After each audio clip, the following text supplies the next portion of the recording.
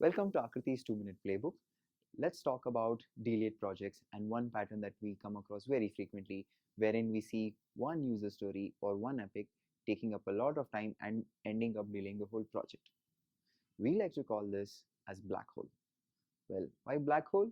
Because similar to the real black hole out in the world in the space, wherein we see it sucking everything around, black hole in the project plan can also suck all the time out that you have allocated to other tasks, but make sure that the team spends only time on one task, which is a black hole.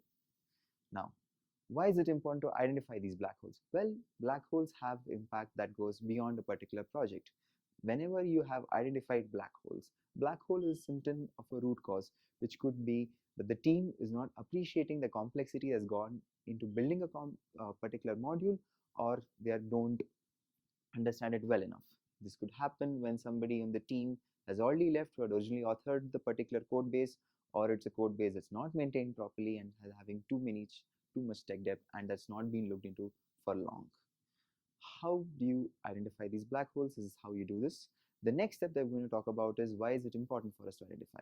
As I said, the impact a particular black hole can have will be beyond particular projects. Let's say you're working on the user module, and user module has a black hole that you're not anticipated. What's going to happen is this black hole is not going to affect the project you're running in this quarter, but also the next quarter. The same issue is going to come out today and tomorrow, and you're going to be caught off guard because you did not spend enough time into finding this black hole. As I said, the problem is that the black hole has an impact beyond a particular project, and it can ensure that one particular problem can also get into another project and delay the next project.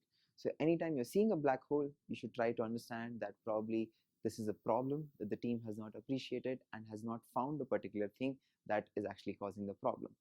Now that you have identified a black hole, what do you do with it? Well, with every engineering problem given at our hand, the way we solve them is by getting into the details, by getting into the nitty-gritty of things, and getting into a root cause analysis of why something failed or why something happened. Black holes are different. With black holes, you cannot get into the details of it because getting into the detail is falling into the trap or being sucked into the black hole. So black holes have to be solved with clarity of thought. We need to identify clearly and call it out at the time of project planning that, hey, this module, I'm going to spend this much time. I expect these things to happen. And if you feel that you have spent that amount of time and you have not achieved the results, or you feel that to achieve your result, you don't need to do ABC, but you need to do A, B, C, D, E, and you think that you don't really understand what all you need to do to get a particular output from a system, and you are stuck in the trap of unknown unknowns, well, I think you have a black hole at hand. When you have this at hand, what you do is you go back to your product owners, your sprint planners, and everybody and tell them, I think this is something which we had not accounted for enough. We need to look at the scope of this particular requirement. We need to look at the requirement again and ensure that do we really need to do all of these things, or can we do something else? Or is there any other technological solution that we can use in this particular case? This is how you avoid black holes. Thank you.